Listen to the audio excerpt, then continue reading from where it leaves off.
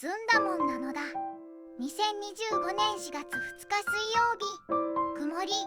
愛知県の鮮魚店でフグの有毒な肝臓が廃棄物として保管されていたが、お客さんが持ち帰ってしまったみたいなのだ。フグの肝臓にはテトロドトキシンという猛毒が含まれている。